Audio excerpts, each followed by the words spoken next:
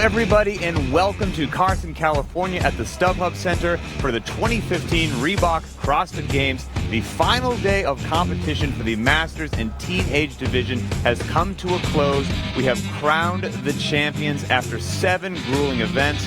We had 5 Masters divisions and 2 Teenage divisions, ranging from a low age of 14 to 60 plus. And there was something for everybody. And regardless of which division was your favorite, I mean, each one had an amazing story. And just looking across the broad scope of things, it's just so nice to see, competitors as young as 14 all the way up to 60, because we preach all the time at CrossFit and even at the level ones that fitness is a lifelong journey, and this really hits the nail on the head in terms of that. And I thought another cool point is you saw some individual games athletes move into the Masters division, but you also had the Teenage division, and that is going to be the up-and-comers for the next few years on who's going to be on the main stage for the individuals. The future of the sport. But we want to know what you guys think was the most impressive. So Sydney Sullivan, who was the 14 to 15-year-old champion, a lot of people think that was the most impressive performance. Also, Will Powell in the 55 to 59-year-old division blew people away. But we want to hear from you. So break out your phones, break out your computers, and tweet at the CrossFit Games with either the hashtag Sullivan or hashtag Powell, whichever one you think, as fans, was most impressive. We will report back to you at the end of the show. But for now, let's dive in, figure out who is the fittest, and we're going to start with the teenage girls, 14 to 15-year-old division. And the leaderboard shook out with Sydney Sullivan in dominant fashion on top, followed by Megan Trupp and Lindsay Porter, and a whole host of talented young ladies who undoubtedly will be the future of our sport. I just really think Sydney's dominating performance, 6 first-place finishes. The last one was still in the top 5, and I think, that long chipper workout, she won by 4 minutes. That's just amazing. You talked about the 6 event wins here at the Games, but really looking back to the Open, where she won 3 of the events worldwide in her age division. So across 13 total events in this CrossFit Games season this year, she's won 9 of them. That's absolutely spectacular. She won by 66 points overall when all was said and done. That is the largest margin of victory of any team division. You look at it, doesn't matter how old you are, whether you're 14, 15, whether you're on the main stage or a master, that is impressive. And this is just how dominant she was. I mean, come on, 15 years old, only doing CrossFit for a couple of years, 6 out of 7 first place finishes, absolutely incredible. Ran away with her division in the Open, and we are lucky enough right now to have your champion at the desk with us. So Sydney, welcome to the show. Hello.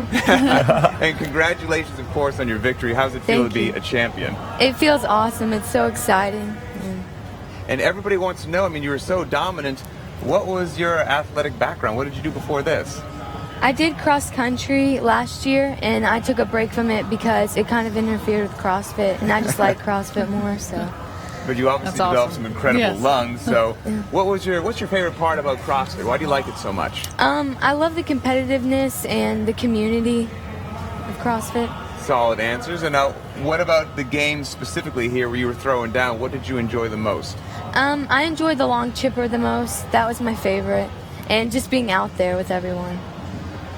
And what about, athletic heroes, CrossFitters you really look up to? I look up to Annie Thorisdottir. She's my favorite.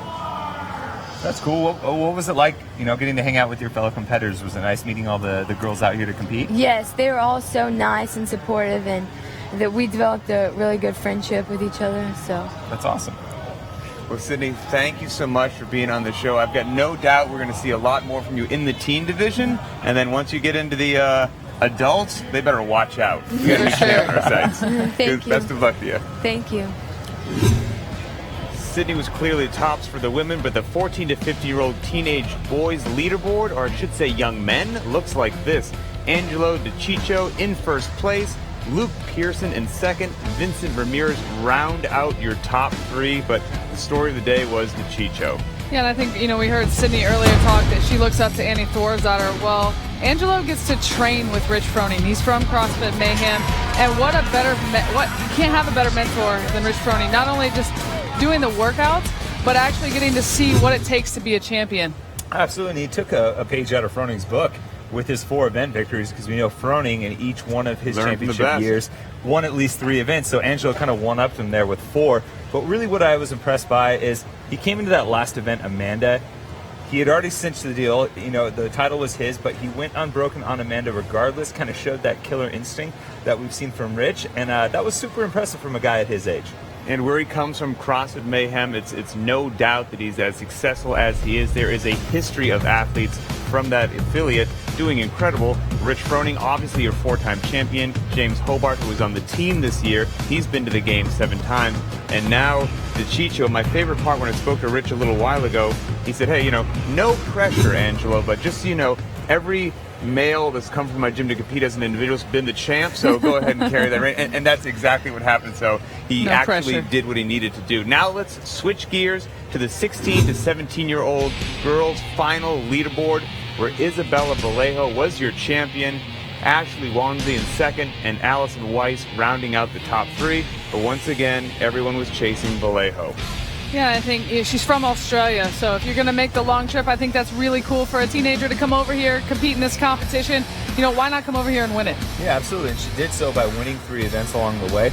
But she hit a huge roadblock in that final set of muscle-ups, and I was extremely impressed by her composure as an athlete. She just smiled it off, cheered on the rest of her competitors, and went on to win anyways, which that's important because at this age, we're not just teaching them to be athletes, we're trying to teach them to be better, people in general through competition, through kind of being that consummate competitor with class and respect, amongst the athletes. And now same division, but let's go from boys to girls for the 16 to 17-year-olds, where Nicholas Palladino is your winner, Michaela Saran in second, and Reese McKell in third place.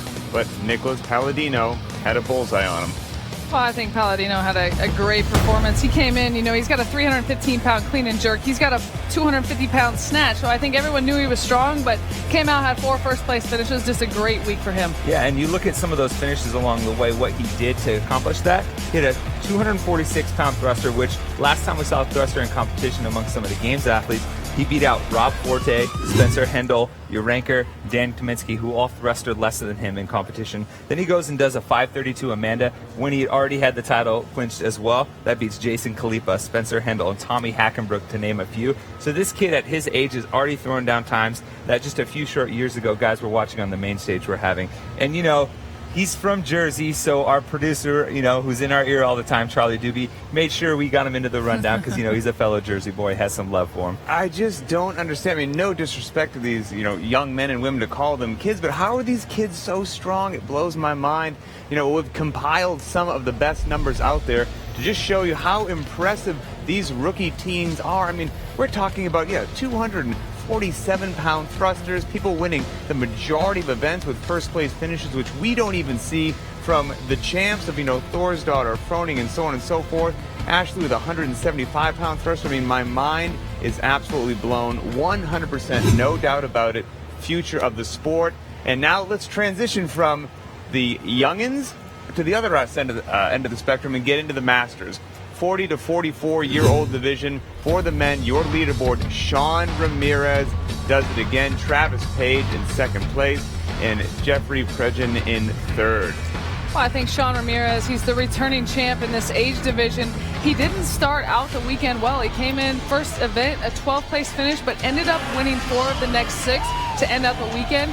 Reigning champ. Yeah, and back-to-back years, but what an impressive streak he's putting together at all stages of the competition, dating back to last year with the 2014 Open, Masters qualifier, and games, and then winning all 3 this year. That's 6 straight consecutive wins when it comes to CrossFit Games competition, unmatched in his division. And now same division, let's go from men to the women for the 40 to 44-year-olds, and your winner, Janet Black. Second place, Karen McAdams, and then Amanda Allen in third, Cheryl Brost in fourth. I mean, we're starting to see in these Masters divisions, names that we were talking about previously as individuals is becoming just as exciting. Yeah, I think if you look at this age division, you probably would have picked out Amanda Allen and Cheryl Brost as they're going to be the ones that win this. But Janet Black came out, did a really good job. Came out with a 50-point win in here. A great week for her. Yeah, and we've seen Janet Black on the main stage with an affiliate cup team in CrossFit Atomic, but I was so impressed with the way she bounced back after last year. She came in with some high hopes, ended up finishing 7th, comes back, beats the 2-time reigning champ in this division, and Cheryl Brost, to name a few. That's no short feat there. Now, even though historically, I think it's safe to say that the youngest of the Masters division usually gets the most hype, the most press, but arguably this year it was the men's 45 to 49-year-old division where you had some big names competing, and at the end of the events, people thought it might have been Bill Grundler, but it wasn't. Matt Swift, your leader, Bill Grundler, so close, takes second place, and then Ron Matthews finishes out the top three. I mean, I think, there was a lot of hype around Bill Grundler, and, Matt Swift came in here and he did, he's pretty consistent across the weekend, but tied going into the last event, he brought it. He won the last event, he wanted it, and he got it. And we didn't talk a lot about Swifty, even though he was in second place after the Masters qualifier and going into that final event, being tied with Bill, because we've seen Bill on the regional stage as an individual athlete for so long. And we've even heard Bill say, I'm not going to do the Masters. He finally changed his mind and kind of flip-flopped there. But the way Swift closed out the weekend was fantastic. Grundler was in first place heading into today. Swift rattles off a first place finish to jump into that tie. And then when it counts, he steps up to the plate and knocks it out of the park with another first place finish to close out the day. And, he's 100% deserving over the title. And Bill's going to have to kind of own up a little bit now going forward. I'm curious to see how it plays out. Now, you're a former champion. Bill was hoping that he would have that title today. Do you think this deters him from coming back and trying again? No, it shouldn't. He should want to come back, and he should want to, tell us, hey, I'm going to go do this, and he's going to go out and do it next year. I very much hope that you're right. Let's transition over to the women's 45 to 49-year-old leaderboard. And after 7 events, Kylie Massey, your winner. We chatted about her all very much over the last 3 days. Chris Perrins in second, and Francine Pay in third place. Yeah, and Kylie in the triplets, she was the only athlete to finish that event. And I think, to start out, come out here and do that, I think she had a great week, and she wasn't outside of the top 10 all week. Very confidence booster for her. Yeah, and I talked about her last night. I said, absent of a catastrophe, that she would walk away as champion in this division. You know what? She didn't come out and just dazzled. She came out with a third place, which is strong. And then you come in Amanda and finish fourth. When you have that lead and you have, a little bit of a buffer against you, she did what was smart. She made sure she didn't make any mistakes, and now she's walking away as champion. A lot of divisions here, okay? So now let's bump it up one division and go men's 50 to 54-year-old leaderboard. Final was Joe Ames in the top spot. Steve Parsono in second. A lot of people thought he might have taken it. And then Frank Ray in third place. I think what you've seen kind of across the board with these Masters athletes, they've been very consistently in the top 5. But Joe Ames didn't have a first place finish all week long, but he was never outside the top 10, and he was able to maintain that first place position. Yeah, consistency is what allowed him to actually hold on to that lead, because after that event too in the Max Thruster, he was in first place, but like you said, even though he didn't win an event, he held on to it for the rest of the way. All top 5 finishes, and he beats out a guy in Brian Curley that I picked to win this division, so I kind of have to eat my words a little bit. Brian Curley, great guy. Same age division, but now let's bump it up. Let's go over to the women and see who shook out on top. Stand by. We're going to get you guys the right graphic here shortly, and there it is. Ask and you shall receive. Cindy Kelly was your winner. Tracy McEachran in second.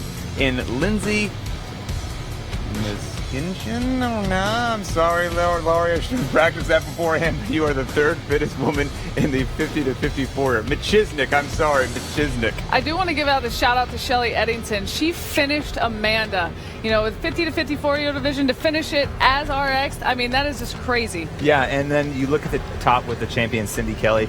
Even with a 10th place finish to start this weekend, she was able to a 10th place finish for the event in Amanda. She still had it locked. She came in. She still put in an impressive performance. I got to give her some love because she's at a CrossFit Turlock in Northern California. I'm a NorCal boy, born and raised, so it's always nice to see do the right when thing. People from your region kind of step up to the plate and knock things down when it's on the biggest stage at the game. I do the right thing too. And Miss Michiznik, sorry for the stumble. Let's move forward and act like it never happened to the 50 to 59-year-old division. Final leaderboard for the men. Will Powell, first place, 688 points. Steve Marino in second, and Mike Hankins in third. Well, we talked about Will Powell last night. He's a two-time champ now, 2 different age divisions. I thought it was interesting in his post-games interview.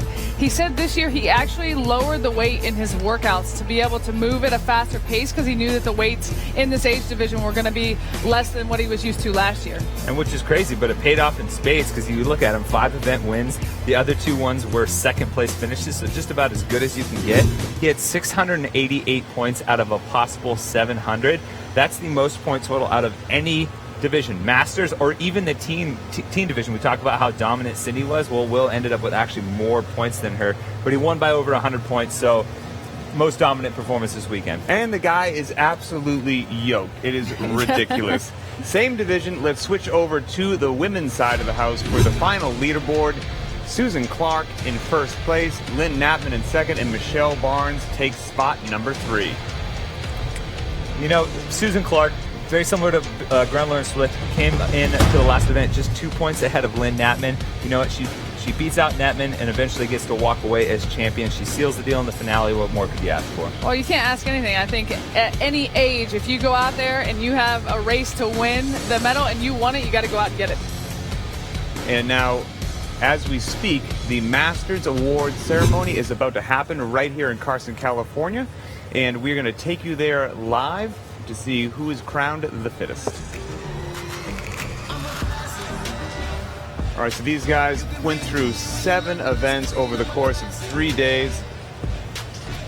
And, you know, let's chat, since we have a second here before they actually go to the awards, about the 60 plus. So starting with the men, we actually threw full-blown ring muscle-ups in Amanda at the 60-plus Masters, men's side. That's crazy, because I remember trying to learn my first muscle-up as a spry 23-year-old and just failing repeatedly. That was unbelievable. But Steve Polini walks away with the win. A lesson in staying the course. 4 different event winners in this division, and he never led at any point in the competition until the dust settled in Amanda. But, you know, 6 top 5 finishes. You know, in the end, he ends up as champion. Yeah, and I think, you know, he had, a tough battle with Robert Kasem. I thought a lot of people would think Kasem was going to win, but 9 out of his 10 were in the top 10. I think, like we've talked about all night long, just consistency has helped him win this. And as inspirational as those gentlemen were, the women just as much. Your women's 60-plus leaderboard looks like this.